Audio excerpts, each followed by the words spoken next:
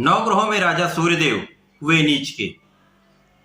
18 अक्टूबर को जैसे ही सूर्य का राशि परिवर्तन होगा, ये शुक्राचार्य की तुला राशि में प्रवेश करेंगे, ये अपनी नीच राशि में प्रवेश कर जाए। अब जब भी कोई ग्रह अपनी नीच राशि में होता तो उसका प्रभाव निर्बल हो जाता है, वो निम्न स्तर का प्रभाव देने लगता है, सामर्थ्य में कमी आ जाती तथा सकारात्मकता कम हो जाती है।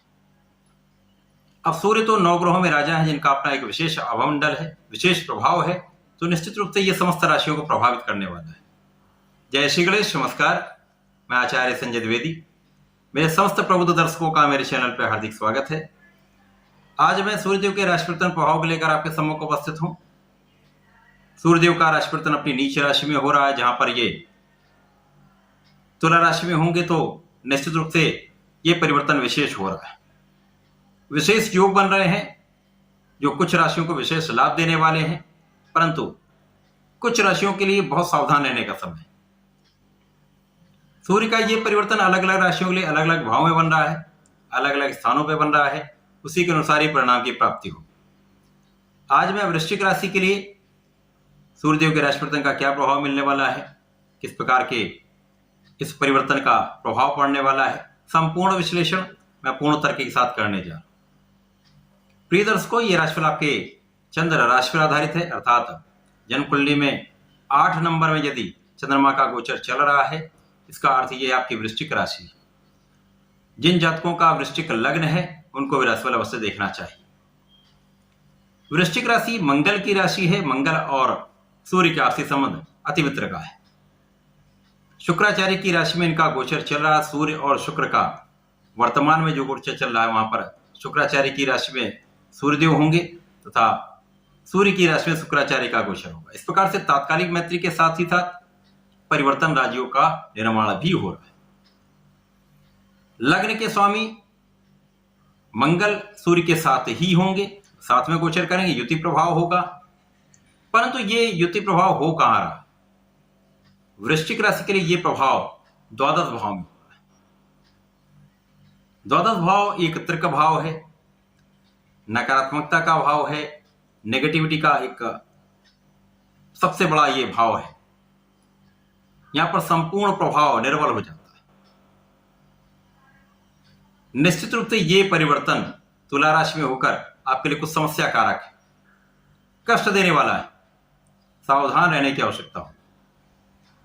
अब सूर्य जो यहां पर कर्म क्षेत्र के स्वामी होकर द्वादश भाव में होंगे, तो निश्चित रूप से आपके कर्म क्षेत्र में निर्बलता आनी निश्चित है।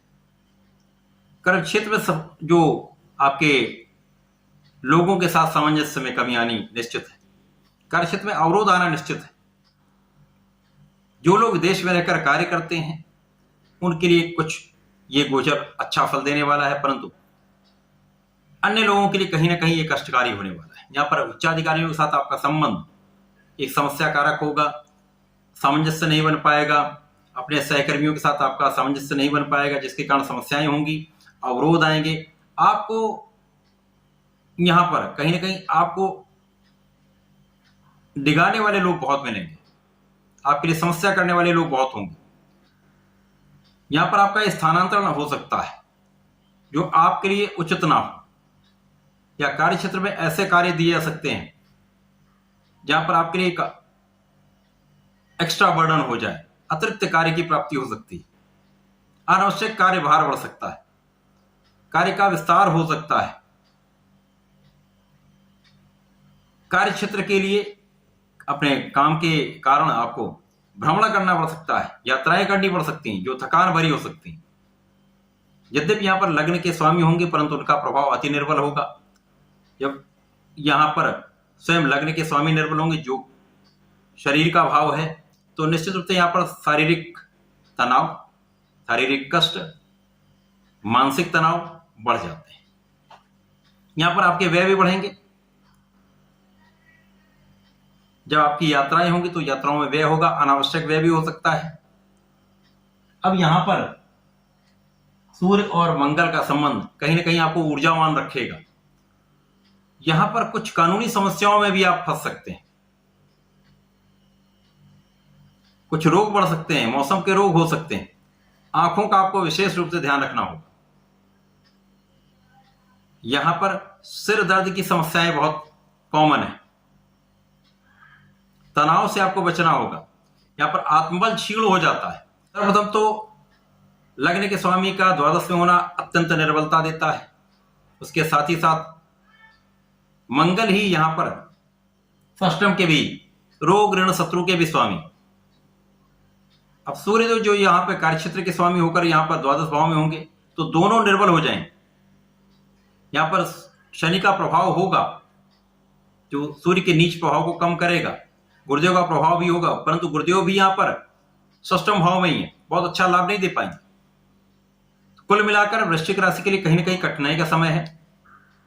अनावश्यक तनाव होगा, शारीरिक कष्ट होंगे, शारीरिक समस्याएं होंगी, साथ में कार्यक्षेत्र में बाधाएं आएंगी, अवरोध आएंगे। कार्यक्षेत्र में आपका कठिन समय है, समस्या कारक समय है।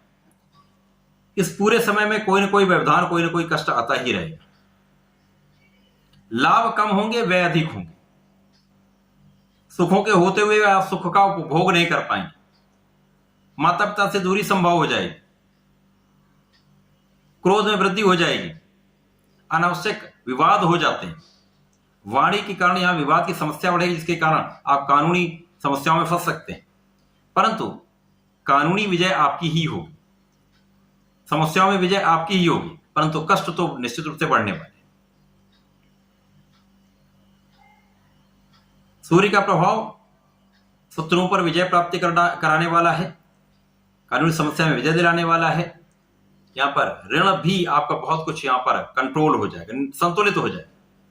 परंतु ये सूर्य का राशि परिवर्तन वृश्चिक राशि के लिए द्वादश भाव में होकर आपके लिए बहुत लाभकारी नहीं है, कष्टकारी ही है। इस समय में विशेष रूप से आपको अपना ध्यान रखना होगा, व्यय पर नियंत्रण रखना होगा, अपव्यय से बचना होगा।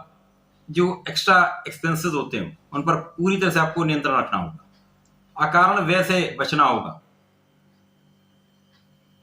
यदि आप यहां पर कंट्रोल कर लेते हैं तो बहुत सारी समस्याओं से बचेंगे। अपने वाणी पर नियंत्रण रख लेंगे तो विवाद से बच जाएंगे। अपने स्वास्थ्य का आप ध्यान रखें, इष्ट का अपना ध्यान रखें, इष्ट की शरण में रहें।